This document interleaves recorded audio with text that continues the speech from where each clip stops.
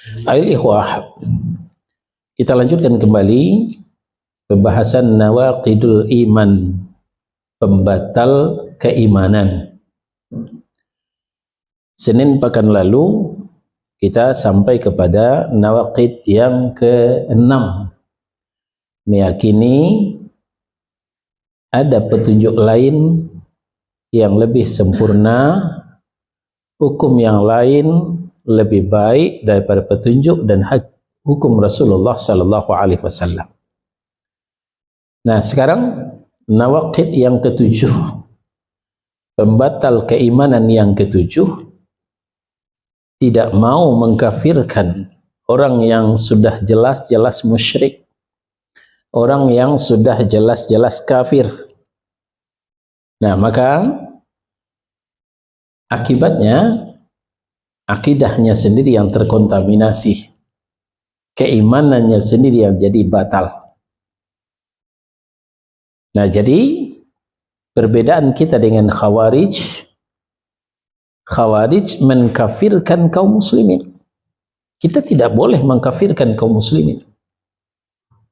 Ditandai dengan KTP-nya masih Islam, dia masih ke masjid walaupun tidak rutin, dia ahli sujud, melaksanakan sholat, Ramadan dia berpuasa walaupun tidak full, ya, itu tidak boleh kita kafirkan. Tapi kalau mereka jelas-jelas kafir, lihat KTP-nya agama, ya tidak Islam, mungkin Katolik, mungkin Protestan, mungkin Hindu, mungkin Buddha, Konghucu, atau agama yang lain, maka kita harus mengkafirkan mereka. Kita tidak boleh tidak mengkafirkan mereka. Nah, ini yang banyak terledor adalah dalam rangka kerukunan antar umat beragama yang bablas. Jangan bicara kafir. Itu meretakkan kerukunan antar umat beragama.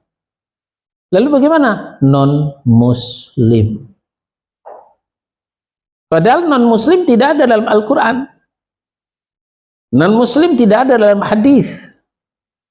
Non-muslim tidak ada dalam sumber-sumber rujukan yang lainnya. Tidak ada dalilnya non-muslim. Dalam Al-Quran itu cuma 3. Amanu, orang yang beriman. Kafaru, orang yang kafir. Nah, setelah itu langsung munafikin. Orang munafik antara iman dan kafir. Nah, silakan pilih. Mau di mana posisi? Dalilnya ada di Ibrahim, surah yang ke-14 ayat 9. A'udzu billahi minasy syaithanir rajim. Wa qalu inna kafarna bima ursiltum bihi wa inna lafi syakkim mimma tad'unana ilaihi murib. Dan mereka berkata, sesungguhnya kami kafir, mengkafiri, mengingkari apa yang kamu disuruh menyampaikan kepada kami. Dan sesungguhnya kami benar-benar dalam keraguan-raguan yang menggelisahkan terhadap apa yang kamu ajak kami kepadanya. Ini tanggapan orang-orang Quraisy kepada Nabi kita sallallahu alaihi wasallam. Nah, jelas redaksi mereka. Inna kafarna. Nah, jelas redaksi mereka itu. Kami kafir. Artinya mengingkari apa yang kamu sampaikan. Jadi mereka kafir kepada tauhid. Rasulullah menyampaikan wa ilahukum ilahu wahid. Tuhanmu adalah Tuhan yang esa. Nah, mereka langsung menjawab, kami mengkafiri, kami mengingkari Mereka saja ngaku kafir, kenapa kita pakeuh mengatakan mereka kafir? Kenapa kita merasa tidak enak? Nah, di sini letak permasalahannya. Wa inna lafi syakkim mimma tad'unana ilaihi murib. Dan sesungguhnya kami benar-benar dalam keraguan-raguan yang menggelisahkan terhadap apa yang kamu ajak kami kepadanya. Ini semua adalah pengakuan orang-orang kafir di masa Nabi sallallahu alaihi wasallam. Maka tidak ada alasan bagi kita untuk tidak mengkafirkan mereka. Selanjutnya kita ke Al-Maidah surah yang kelima ayat 72 dan 73. Ini tidak ada dalam kitab, silakan buka mushaf. Di 72 Allah berfirman, laqad kafara alladhina qalu innallaha huwal masih ibnu Maryam. Sungguh telah kafir orang yang mengatakan bahwa Allah itu adalah Al-Masih putra Maryam. Bahasa yang lugas, bahasa yang tegas, bukan bahasa yang abu-abu, bukan bahasa kinayah yang disampaikan Allah Subhanahu wa ta'ala. Nah, sekaligus ayat ini menjawab syubhat yang dikeluarkan oleh orang-orang liberal,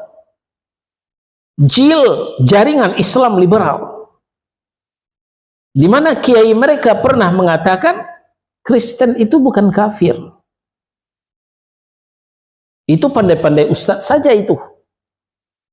Pandai-pandai ulama saja itu mengkafirkan orang Kristen. Yang benar, Kristen itu bukan kafir, kata Pak Yai. Itu pun di depan pesantren, bukan di pasar disampaikan. Ini syubhat. Nah, dijawab oleh Allah melalui Al-Maidah ayat 72. Laqad kafara alladhina qalu innallaha huwal masih ibnu Maryam. Sungguh telah kafirlah orang-orang yang mengatakan bahwa Allah itu adalah Al-Masih putra Maryam. Siapa lagi yang mengatakan bahwa Allah itu Al-Masih putra Maryam kalau bukan orang Kristen? Maka tidak ada alasan bagi kita untuk tidak mengkafirkan orang Kristen. Lalu di ayat 72 diulang lagi oleh Allah dengan bahasa yang tegas, dengan redaksi yang lain. Laqad kafara alladhina qalu innallaha thalithu thalathah. Sungguh kafirlah orang yang mengatakan bahwa Allah itu satu di antara yang tiga. Satu sama dengan tiga, tiga sama dengan satu. Kafir, kata Allah. Siapa lagi yang mengatakan Allah itu satu dari yang tiga, tiga sama dengan satu kalau bukan orang Kristen? Maka sekali lagi, tidak ada alasan bagi kita untuk tidak mengkafirkan mereka. Tadi kita sampaikan orang-orang kafir di zaman Nabi.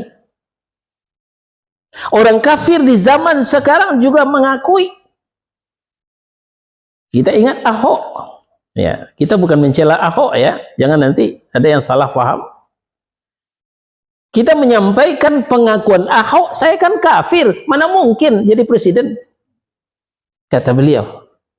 Jadi beliau mengakui kafir. Ya, ini menunjukkan bukan penghinaan. Kalau penghinaan, mungkin beliau tidak mengatakan begitu. Nah, sempurnalah sudah bahwa ketika kita tidak mengkafirkan orang-orang kafir, orang-orang musyrik, maka berdampak kepada batalnya keimanan kita. Lalu apa yang melatar belakangi kenapa mereka bisa menjadi orang kafir? Pertama, karena keraguan-raguan mereka. Nah, tadi di Ibrahim ayat 9 mereka mengaku wa inna lafi syakkim mimma tad'unana ilaihi murib. Dan sesungguhnya kami benar-benar dalam keraguan-raguan yang menggelisahkan terhadap apa yang kamu ajak kami kepadanya. Ragu kami tentang tauhid itu. Sedangkan 3 Tuhan kita ada Lata, Uzza, Hubal, Manat, 4 lagi. Tidak selesai urusan. Apalagi Tuhanmu 1, hai Muhammad. Tidak kelihatan lagi.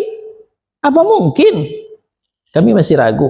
Nah, pengakuan mereka. Karena keraguan mereka, mereka kafir terhadap apa yang disampaikan Rasulullah sallallahu alaihi wasallam. Yang kedua, karena pakeuh tidak enak kita. Jangan bicara kafir. Itu keras. Itu kasar. Meretakkan kerukunan antar umat beragama. Lalu bagaimana? Ya non-muslim. Ya, non-muslim. Nggak boleh bicara kafir. Karena pakai oh. Padahal sebenarnya kafir itu bukanlah ucapan penghinaan. Kafir itu bukanlah ucapan yang keras, yang kasar. Tadi telah disampaikan arti kafir itu mengingkari. Ya. Kita juga bisa disuruh kafir, tapi bukan kepada Allah, tapi kafir kepada tagut. Kafir juga. Wa may yu'min billah. Barang siapa yang beriman kepada Allah, kemudian kafir kepada tagut, faqad tamsaka bil urwatil wusqa. Berarti dia telah berpegang kepada buhul tali yang kuat.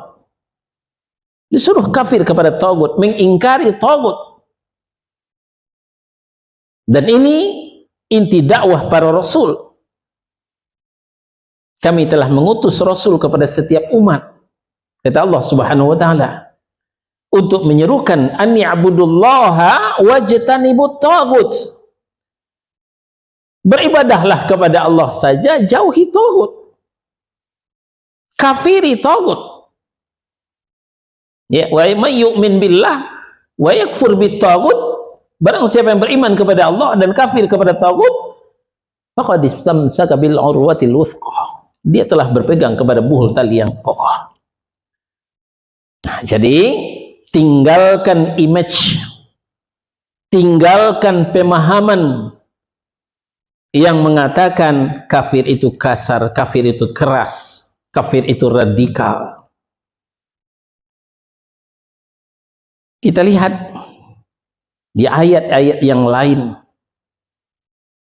yang berbicara kafir.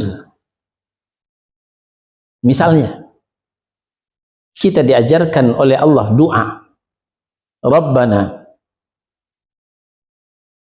faghfir lana dzunubana. Wahai Rabb kami, ampunilah dosa-dosa kami. Wa kaffir anna sayyi'atina. Ampunilah kesalahan kami. Tutuplah kesalahan kami. Hapuslah kesalahan kami. Jadi artinya bisa hapus, artinya bisa tutup.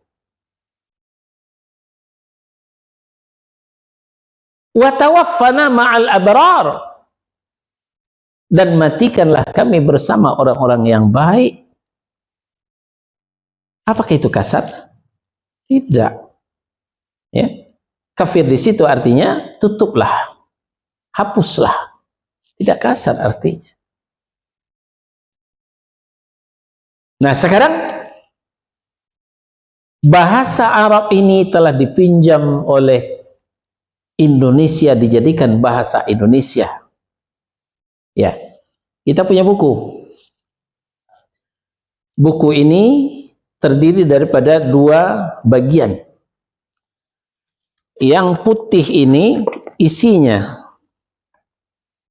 Lalu yang warna merah ini apa nih? Covernya. Tahukah kita cover itu dari bahasa apa? Dari bahasa Arab.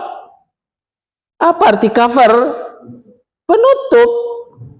Supaya buku ini tidak lecet, buku ini tidak gampang sobek, maka di cover, ditutup. Setiap buku yang baru ada covernya, ada tutupnya. Apakah itu kasar? Apakah itu keras? Nah, bahasa yang lebih canggih lagi, recovery ekonomi. Apa artinya? Ya, mengcover ekonomi. Ya, bagaimana mengatasi ekonomi? Nah, sekali lagi, kafir itu bukan bahasa yang kasar, bukan bahasa yang keras. Kafir itu artinya mengingkari, kafir itu artinya menutup, kafir itu artinya menghapus. Nah, ini ada cangkir. Cangkir ini kenapa bisa berisi air? Karena dia tidak tertutup. Dia terbuka. Maka dicurahkan air, ya, maka dia berisi. Kalaulah cangkir ini tertutup, satu drum ditumpahkan air nggak bakal masuk. Ini karena tertutup. Ini tercover namanya, ya, tertutup, tercover. Inilah yang dikatakan Allah di awal-awal suratul Baqarah. Innal ladzina kafaru, sesungguhnya orang-orang yang kafir, artinya orang yang menutup diri, dia tertutup. Maka sawaun alaihim, sama saja bagi mereka, a'andzartahum am lam tunzirhum la yu'minun. Podo wae sami mawon kau peringatkan mereka atau tidak kau peringatkan mereka, mereka tetap tidak akan beriman. Kenapa? Mereka menutup diri. Coba mereka membuka diri, dibacakan seayat 2 ayat, masuk itu. Nah, inilah yang terjadi pada orang-orang kafir, orang yang menutup diri. Yang ngaku muslim, yang KTP-nya Islam, ada juga sebagian yang menutup diri. Nah, ini kafir secara lughah lagi. Kafir secara bahasa, tapi bukan kafir secara istilah. Jadi yuk, kemana? Tuh ke rumah Pak Edi, udah kajian sekarang. Siapa ustadznya? Oh, yang jenggutannya ya, jenggutan tuh ya, jengkerang tuh ya. Wahabi, nggak mau saya. Jangan dengerin kalau ustadznya Wahabi. Itu nutup diri. Maka nggak mudeng-mudeng, nggak ngerti-ngerti. Karena menutup diri. Coba membuka diri, dengerin apa yang disampaikan. Adakah yang salah yang disampaikan? Yang menyimpang dari Al-Quran, yang menyimpang dari hadis yang sahih, boleh ditolak. Silakan putar rekaman. Alhamdulillah setiap kajian kita direkam. Silahkan putar rekaman. Tunjukkan, ada nggak pembahasan kita menyimpang dari Al-Quran? Ada nggak pembahasan kita menyimpang dari hadis yang sahih? Apa alasan tidak diterima? Apa alasan tidak mau mendengarkan? Tidak lebih dan tidak kurang karena menutup diri. Yang rugi diri sendiri. Alhamdulillah, kita menjadi orang yang terbuka. Mereka sedikit demi sedikit hidayah masuk. Sedikit demi sedikit hidayah masuk. Kita mendapatkan petunjuk dari Allah, tuntunan dari Rasulullah Sallallahu Alaihi Wasallam, karena kita membuka diri. Sangat memprihatinkan, masih ada saudara-saudara kita yang menutup diri. Ya, mereka tidak kebagian kucuran hidayah dari Allah Subhanahu wa Ta'ala. Nah, ini alasan pertama.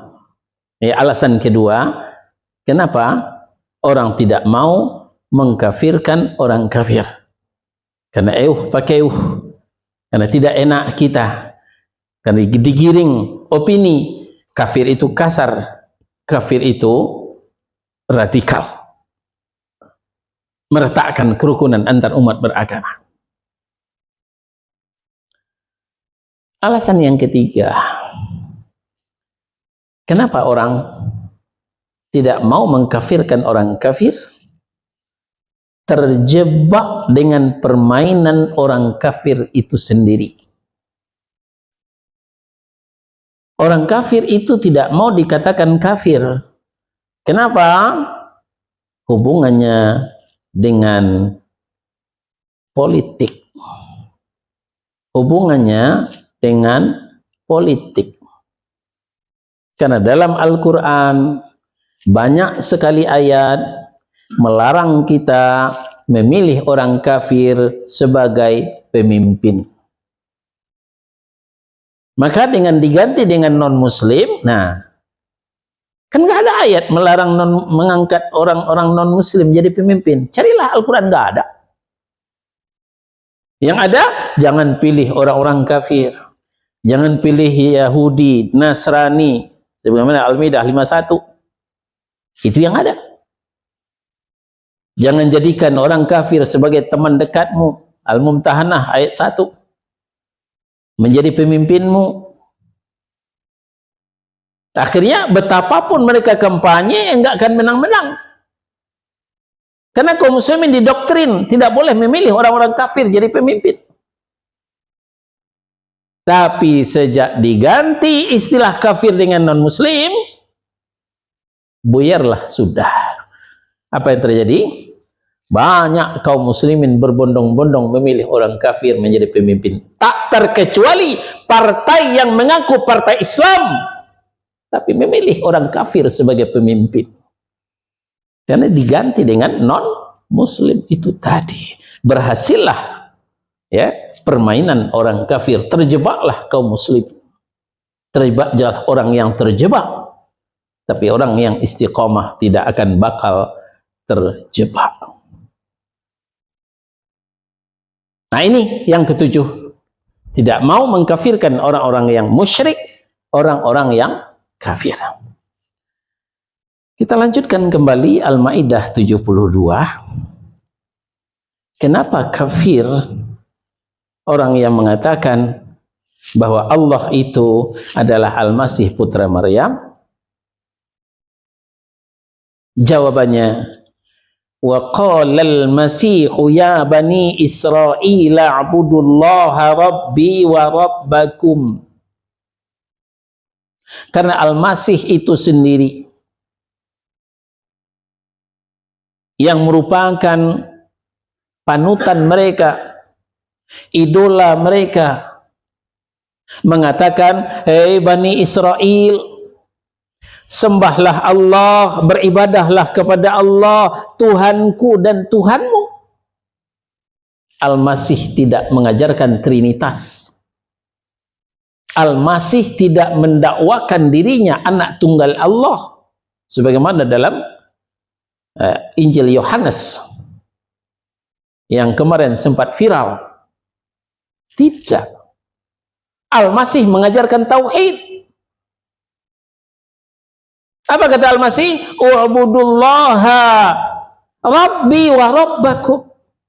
Beribadahlah kepada Allah saja. Jangan kalian beribadah kepadaku.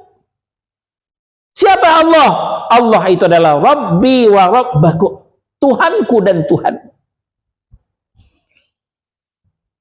Bahkan selanjutnya, Al-Masih menyampaikan ancaman Allah. Innahu may yusyrik billah. Sesungguhnya barang siapa yang musyrik mempersekutukan Allah, faqad harramallahu alaihil jannah. Maka Allah telah mengharamkan surga untuknya. Wa ma'wahun nar, tempat mereka adalah neraka.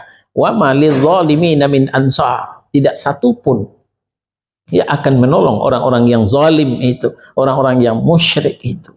Ini perkataan Al-Masih yang diabadikan oleh Allah dalam Al-Maidah ayat 72. Nah, kalau mau mencocok logi, nah ayat ini nih yang mungkin dicocok logikan, ya, yang mungkin Injil dicocok logikan dengan Al-Maidah ini, karena ada di dalam Injil Markus pasal 12 ayat 28, 29, 30 dan 32. Kita dengarkan, ya. Yang dengar Injil Yohanes kemarin, dengarkan juga Injil Markus pasal 12. Apa bunyinya? Ayat 28. Lalu seorang ahli Taurat yang mendengar Yesus dan orang-orang Saduki bersoal jawab dan tahu bahwa Yesus memberi jawaban yang tepat kepada orang-orang itu, datang kepadanya, kepada Yesus, dan bertanya, hukum manakah yang paling utama? Pertanyaan orang-orang Taurat. Ayat 29. Jawab Yesus, hukum yang terutama ialah, dengarlah hai orang-orang Israel, Tuhan Allah kita, Tuhan itu Esa. Nah ini bisa dicocok logikan dengan Al-Maidah 72 tadi. Sama-sama mengajarkan tauhid. Al-Masih di Al-Maidah ayat 72 mengajarkan tauhid. Yesus di Injil Markus pasal 12 ayat 28, 29, Yesus juga mengajarkan tauhid, bukan mengajarkan trinitas. Bukan mendakwakan dirinya anak tunggal Allah sebagaimana di Yohanes yang dibacakan itu. Ayat 30. Apa jawaban orang-orang ahli Taurat? Ya. Ayat 30 masih perkataan Yesus. Kasihilah Tuhan Allahmu dengan segenap hatimu dan dengan segenap jiwamu dan dengan segenap akal budimu dan dengan segenap kekuatanmu. Ayat 32. Nah, ini baru perkataan orang-orang Taurat. Lalu kata ahli Taurat itu kepada Yesus, tepat sekali guru. Orang Taurat menyebut guru, bukan menyebut anak Allah. Bukan menyebut anak tunggal Allah, tapi menyebut guru. Karena Yesus adalah guru mereka. Tepat sekali guru. Benar katamu itu, bahwa dia Esa dan bahwa tidak ada yang lain kecuali dia. Selesailah sudah perkara cocok logi, ya. Ada yang bisa dicocokkan, ada yang tidak bisa dicocokkan. Benarlah Al-Quran itu wa muhaiminan alaih, merupakan penyempurna, merupakan batu ujian terhadap kitab-kitab sebelumnya. Yang masih benar, ya diterima. Tapi yang sudah melenceng karena dipalsukan, ya ditolak. Ya, nah, itulah fungsi Al-Quran. Jadi Injil Markus tadi masih sesuai dengan Al-Quran, bisa kita terima. Yesus mengajarkan tauhid itu. Nah, kita kembali, ya. Maka tidak ada alasan untuk tidak mengkafirkan orang-orang musyrik, orang-orang kafir. Sampai di sini pembahasan kita. Insyaallah pekan depan kita lanjut kepada nawaqid yang ke-8. Ada